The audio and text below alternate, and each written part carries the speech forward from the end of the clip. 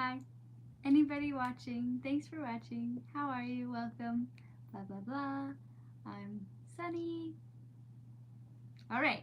It's kind of late, so I'm just gonna get right into it. So I can go to bed. I'm this week I'm volunteering at a kids camp, so I do need to get up early and go spend my entire morning with children, which has been really fun. But I do need sleep. So, but no, it's been really fun actually. I love camp. I don't even care what kind of camp. It's so much fun.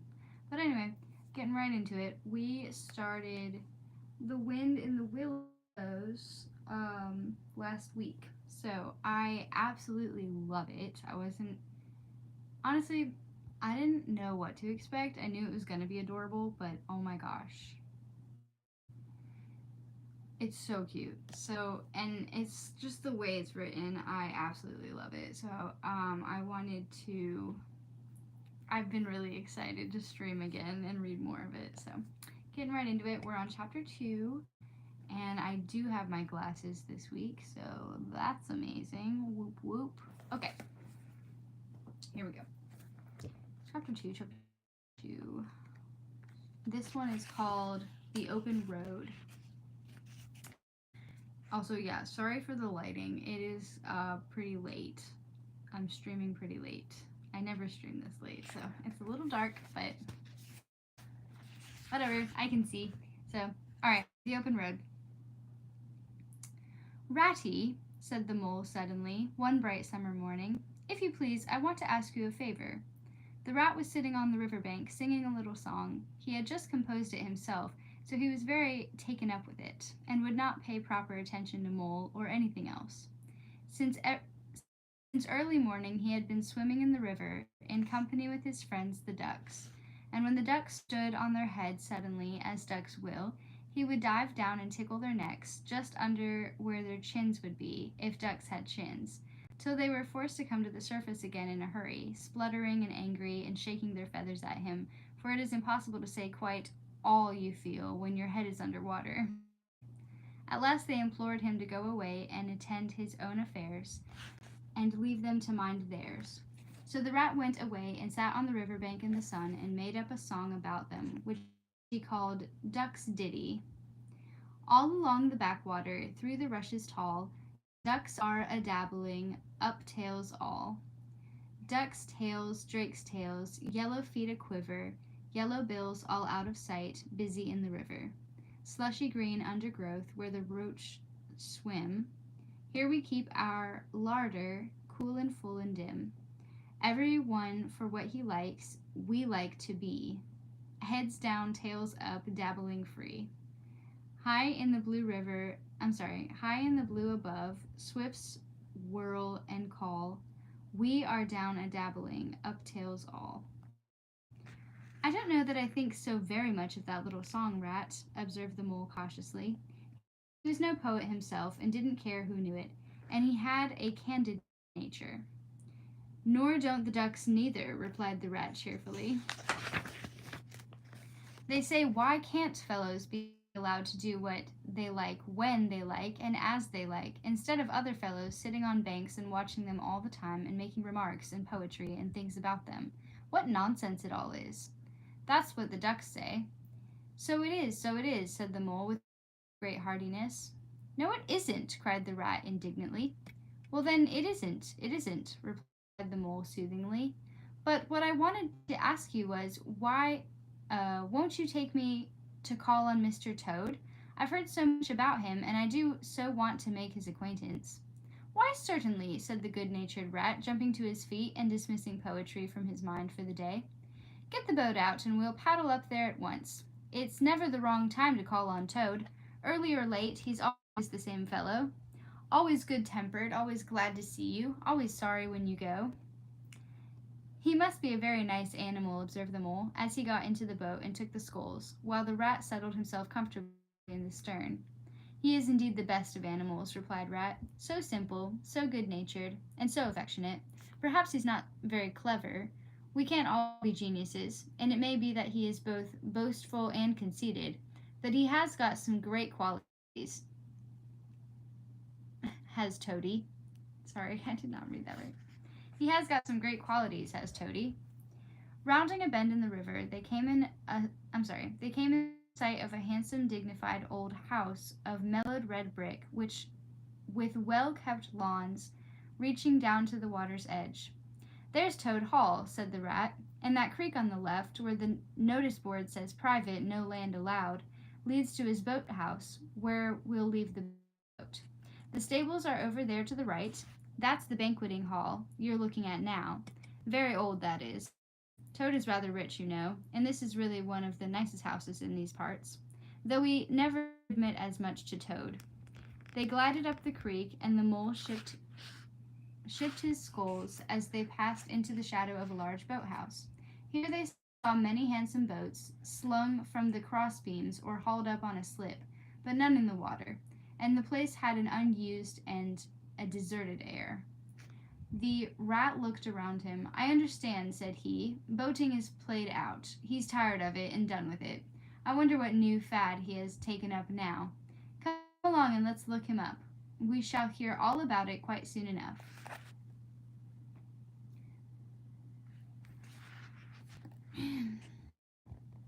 They disembarked and strolled across the gay flower-decked lawn in search of Toad, whom they presently happened upon resting in a wicker garden chair, with a preoccupied expression of face and a large map spread out on his knees.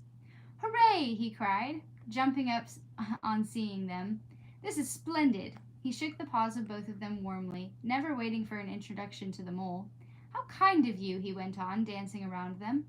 "I was just going to send a boat down the river for you, Ratty, with strict orders that you were to be fetched up here at once, whatever you were doing. I want you badly, both of you. Now what will you take? Come inside and have something. You don't know how lucky it is you're turning up just now."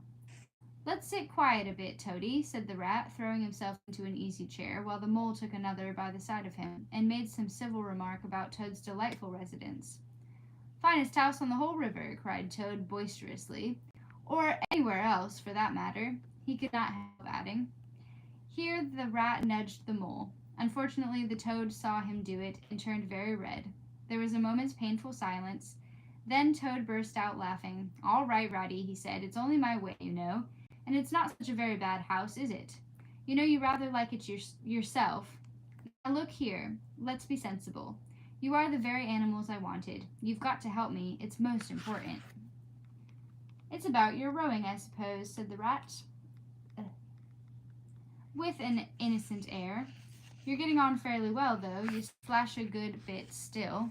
With a great deal of patience and any quantity of coaching, you may—" "Oh, pooh, boating," interrupted the Toad in great disgust. "Silly boyish amusement. I've given that up long ago. Sheer waste of time, that's what it is.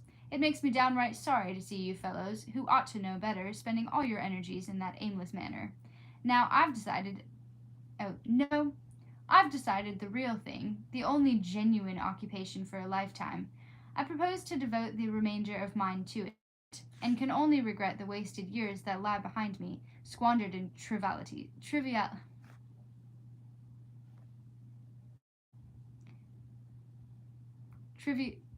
I'm so sorry. I can't. This one's a challenge.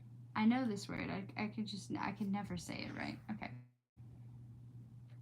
Squandered in trivialities.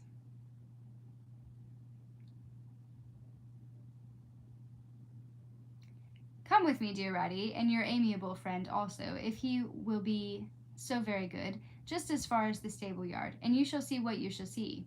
You shall see what you shall see.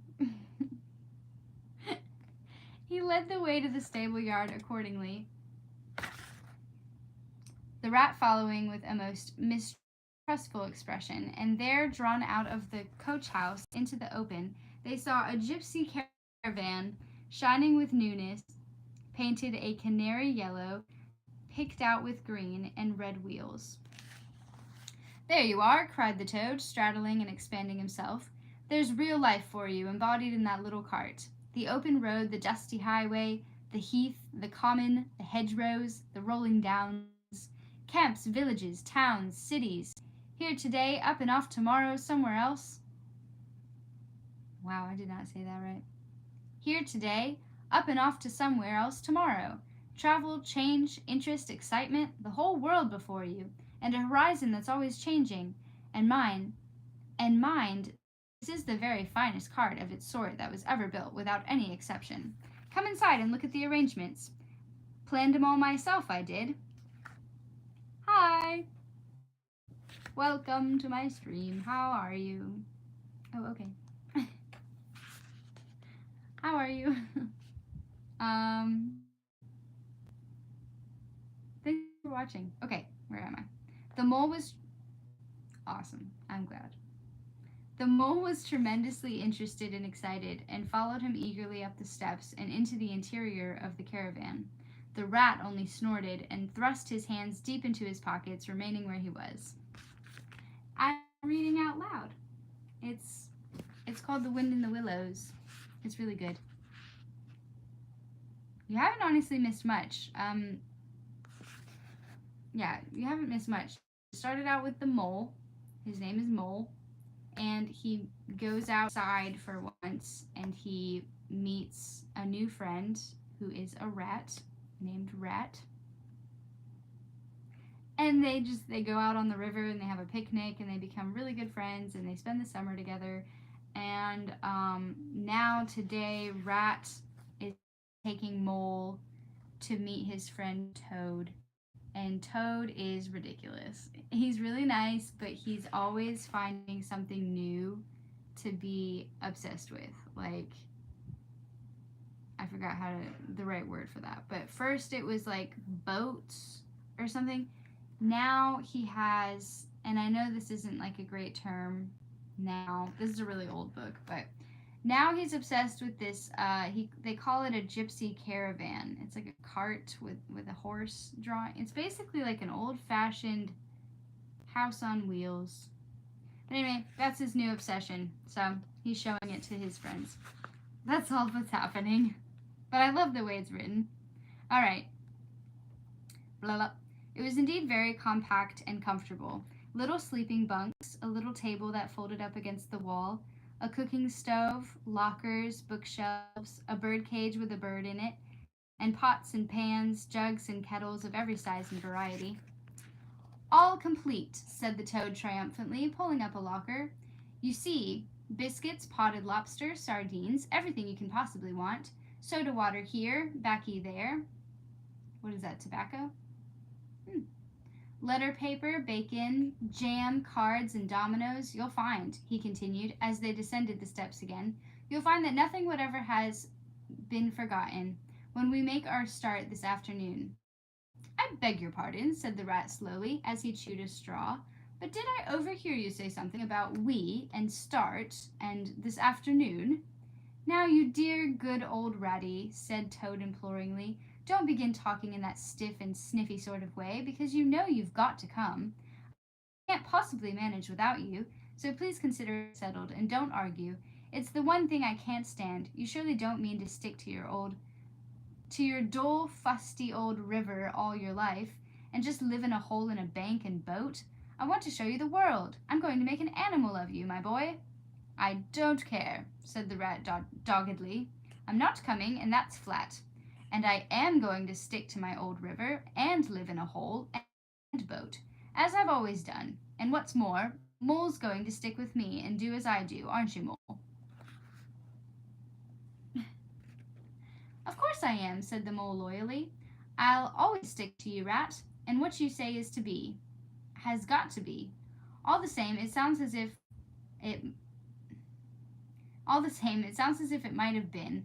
Well, rather fun, you know, he added wistfully. Poor Mole.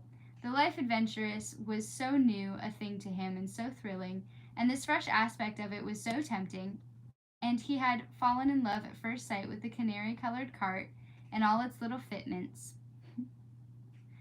The rat saw what was passing in his mind and wavered. He hated disappointing people, and he was fond of the Mole, and would do almost anything to oblige him. Toad was watching both of them closely. Come along in and have some lunch, he said diplomatically, and we'll talk it over. We needn't decide anything in a hurry. Of course, I don't really care. I only want to give pleasure to you fellows. Live for others, that's my motto in life. During luncheon, which was excellent, of course, as everything at Toad Hall always was, the toad simply let himself go, disregarding the rat. He proceeded to play upon the inexperienced mole as on a harp. Naturally a voluble animal, and always mastered by his imagination, he painted the prospects of the trip and the joys of the open life and the roadside in such glowing colors that the mole could hardly sit in his chair for excitement. Somehow it soon seemed taken for granted by all three of them that the trip was a settled thing, and the rat, though still unconvinced in his mind, allowed his good nature to override his personal objections. He could not bear to disappoint his two friends, who were already deep in schemes and anticipations, planning out each day's separate occupation for several weeks ahead. When they were quite ready, the now triumphant Toad led his companions to the paddock and set them to capture the old gray horse, who, without having been consulted, and to his own extreme annoyance, had been told off by Toad for the dustiest job in this dusty expedition. Hello. He frankly preferred the paddock and took a deal of catching.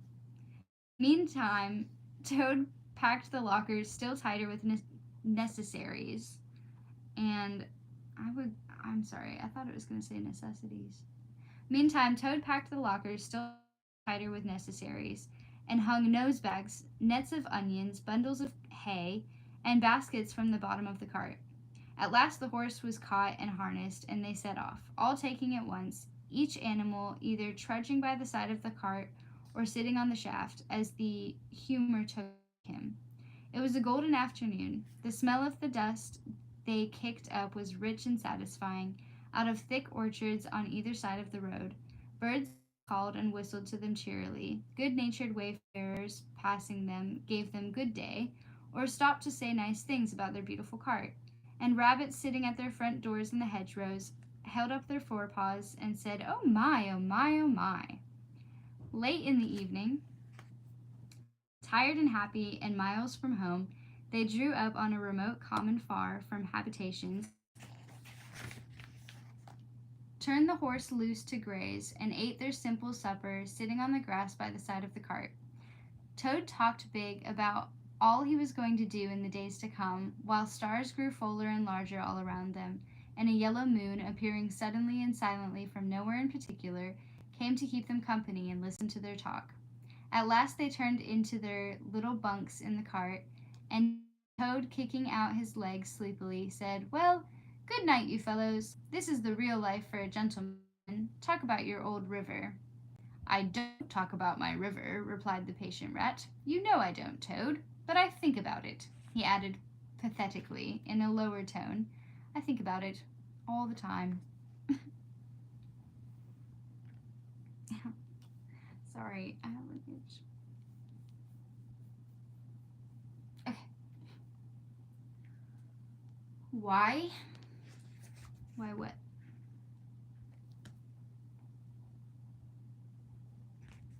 Okay. All right. The mole reached out from under his blanket, felt for the rat's paw in the darkness, and gave it a squeeze.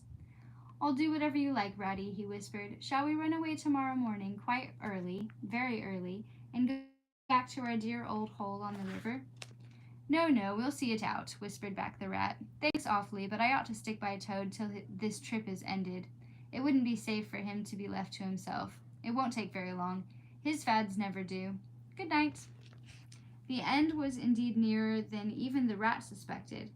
After so much open air and excitement, the Toad slept very soundly, and no amount of shaking could rouse him out of bed next morning.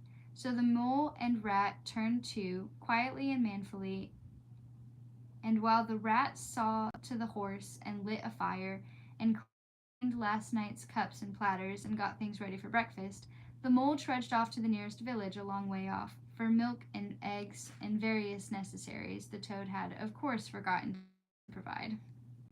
The hard work had all been done, and the two animals were resting, thoroughly exhausted, by the time Toad appeared on the scene, fresh and gay, remarking what a pleasant, easy life it was they were all leading now, after the cares and worries and fatigues of housekeeping at home.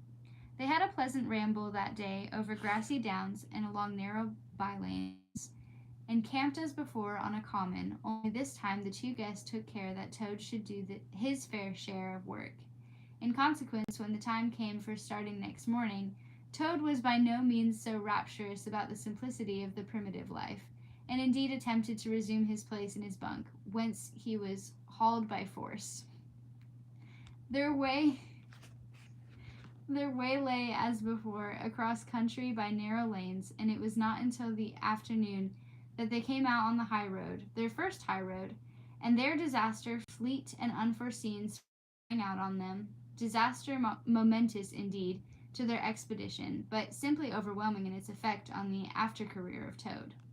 They were strolling along the high road easily, the mole by the horse's head, talking to him, since the horse had complained that he was being frightfully left out of it, and nobody considered him in the least.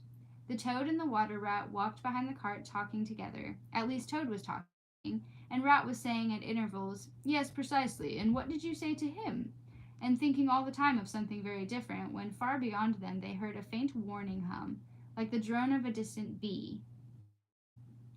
Glancing back, they saw a small cloud of dust with a dark center of energy, advancing on them at incredible speed, while from out of the dust a faint "pop, pop" wailed like an uneasy animal in pain.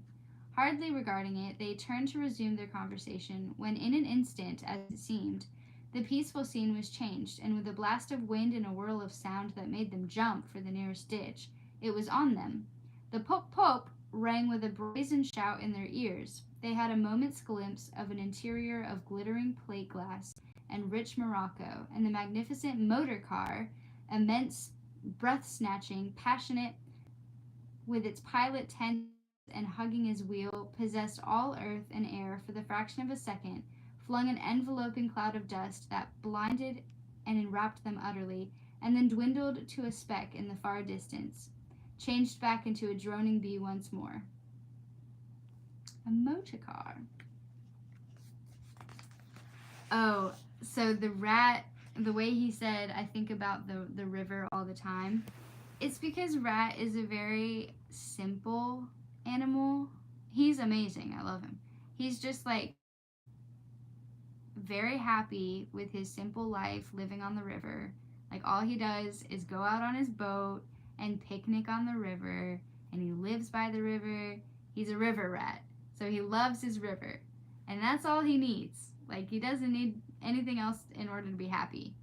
Comparing to Toad, who is constantly, looking for the next best thing and is never fully satisfied, So kind of like totally the opposite. So he wasn't going to talk about the river. The last chapter was all about the river. So if you want to hear about Rat's home, that's my last video. So you just check my channel. you can hear me reading the first chapter about the river. But yeah, sorry, yeah, that was confusing. So he's just kind of like thinking back on like, yeah, I think about the river all the time because that's all that matters to me, pretty much, or whatever. That's like his source of happiness. So, all right, it's like his home, so that makes sense. Okay. A motor car. The old gray horse, dreaming as he plodded along of his quiet paddock in a new raw situation such as this, simply abandoned himself to his natural emotions. Rearing, plunging, backing steadily, in spite of all the mole's efforts at his head and all the mole's lively language directed at his better feelings, he drove the cart backwards towards the deep ditch at the side of the road. It wavered an instant, then there was a heart-rending crash, and the canary-colored cart, their pride and their joy, lay on its side in the ditch, an irredeemable wreck. The rat danced up and down in the road, simply transported with passion. "You villains!" he shouted, shaking both fists. "You scoundrels! You highwaymen! You road hogs! I'll have the law on you! I'll report you! I'll take you through all the courts!" His homesickness had quite slipped away from him, and for the moment he was the skipper of the canary-colored vessel driven on a shoal by the reckless jockeying of rival mariners, and he was trying to recollect all the fine and biting things he used to say to masters of steam launches when their wash, as they drove too near the bank, used to flood his parlor carpet at home. Toad sat straight down in the middle of the dusty road, his legs stretched out before him, and stared fixedly in the direction of the disappearing motor car. He breathed short. His face wore a placid, satisfied expression, and at intervals he faintly murmured, "Pop, pop." The mole was busy trying to quiet the horse, which he succeeded in doing after a time. Then he went to look at the cart, on its side in the ditch. It was indeed a sorry sight. Panels and windows smashed, axles hopelessly bent, one wheel off, sardine tins scattered over the wide world, and the bird in the bird cage sobbing pitifully and calling to be let out. The rat came to help him, but their united efforts were not sufficient to right the cart. "Hi, Toad," they cried. "Come and bear a hand, can't you?" The toad never answered a word or budged from his seat in the road, so they went to see what was the matter with him. They found him in a sort of trance, a happy smile on his face, his eyes still fixed on the dusty wake of their destroyer. At intervals he was still heard to murmur, "Pop, pop." The rat shook him by the shoulder. "Are you coming to help us, Toad?" he demanded sternly. "Glorious, stirring sight," murmured Toad, never offering to move. "The poetry of motion, the real way to travel, the only way to travel. Here today, in next week tomorrow." That didn't make sense. "Here today, in next week tomorrow. Villages skipped, towns and cities jumped. Always somebody else's horizon. Oh, bliss. Oh, pop, pop. Oh, my, oh, my." "Oh, stop being an ass, Toad," cried the mole despairingly. "And to think I never knew," went on the toad in a dreamy monotone.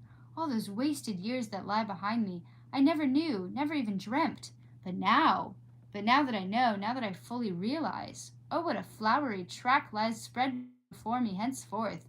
What dust clouds shall spring up behind me as I speed on my reckless way. What carts I shall fling carelessly into the ditch in the wake of my magnificent onset. Horrid little carts, common carts, canary-colored carts." "What are we to do with him?" asked the mole of the water rat. "Nothing at all," replied the rat firmly, "because there is really nothing to be done. You see, I know him from of old. He is now possessed. He has got a new craze, and it always takes him that way in its first stage. He'll continue like that for days now, like an animal walking in a happy dream, quite useless for all practical purposes. Never mind him. Let's go and see what there is to be done about the cart." A careful inspection showed them that, even if they succeeded in righting it by themselves, the cart would travel no longer. The axles were in a hopeless state, and the missing wheel was shattered into pieces. The rat knotted the horse's reins over his back and took him by the head, carrying the birdcage and its hysterical occupant in the other hand. "Come on," he said grimly to the mole. "It's 5 or 6 miles to the nearest town, and we shall just have to walk it. The sooner we make a start, the better." "But what about Toad?" asked the mole anxiously, as they set off together. "We can't leave him here, sitting in the middle of the road by himself. In the distracted state he's in, it's not safe. Supposing another thing were to come along." "Oh, bother Toad," said the rat savagely. "I've done with him." They had not proceeded very far on their way, however, when there was a pattering of feet behind them, and Toad caught them up and thrust a paw inside the elbow of each of them, still breathing short and staring into vacancy.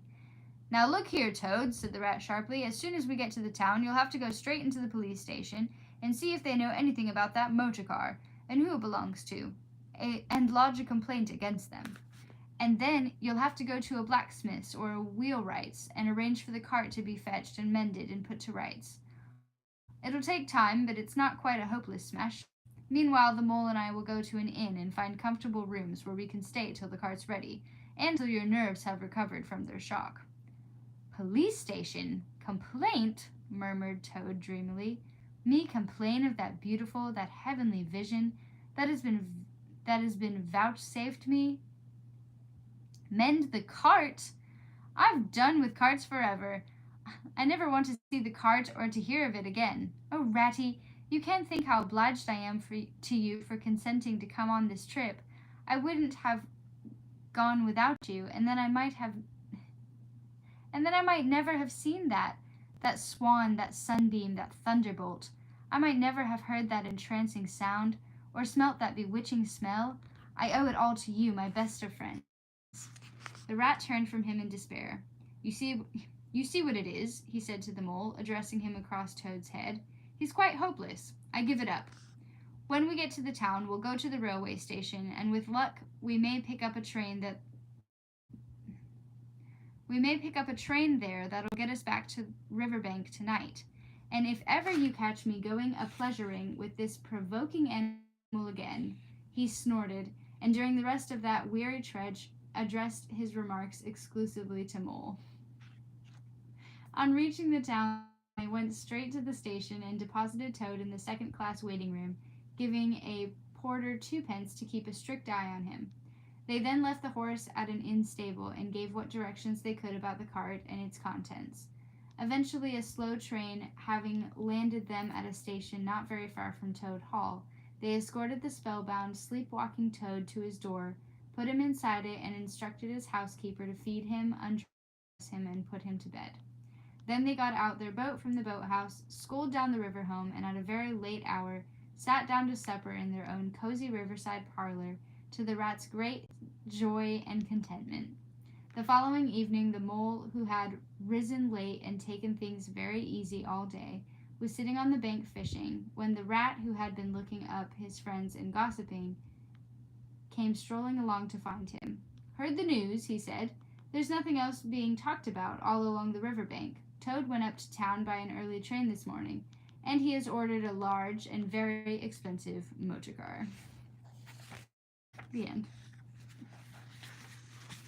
I will say that was a good one, but I will say I was not doing very well. I'm very sorry. Anybody that actually listened to this whole thing, watched this whole video, thank you, because I was what's the word? Stuttering a lot. I was getting really tongue-tied. Very sorry. I think that was a lesson learned. Maybe I should not try to do read-alouds this late at night. Because I don't know if you noticed, but that was a little rough. So, sorry about that. And I probably won't do that again. But I'm very tired. Excuse me. But that was a good chapter, nonetheless. And yeah, I just won't read that late again, but my next read aloud is going to be tomorrow, because my book study on my other book is Wednesday night. So I always like to catch up on the chapter for that. Usually Tuesday. I always wait till the last minute, but so I will stream tomorrow night for, it's called Pilgrim's Progress, if you want to watch. But otherwise, I wanted Willows again this week, but I actually have a lot going on this week that I didn't realize, not that I didn't realize, it's like new plans that have come up. So I won't get to stream again after tomorrow night, but I am streaming tomorrow night for a different book, read aloud. But as soon as I can, I absolutely love this book, so I will be streaming it again as soon as I can. I mean, you knew that already, but I don't know. Anyway, we will not do late night streaming for read alouds anyway, again, because your girl was struggling. I was getting pretty tongue-tied. Wow. But anyway, whoever's watching this later after it's been posted, thanks for watching. Whoever actually sat and listened to it live, thanks for keeping me company. Yeah, if you missed chapter 1 or this chapter and you're just now coming in and you're like, oh darn, YouTube does post my lives after I end them. So if you want to go back and watch chapter 1, get caught up, it's actually a lovely book. So, anyway, yeah, I just wanted to add that. But also, I think if you subscribe and turn your notifications on, it tells you when I go live. So if you're not busy, you might get to actually catch my stream. But anywho, I will see you guys tomorrow night for our other book. So I think that's all. I love you guys. Have a good night. Thanks.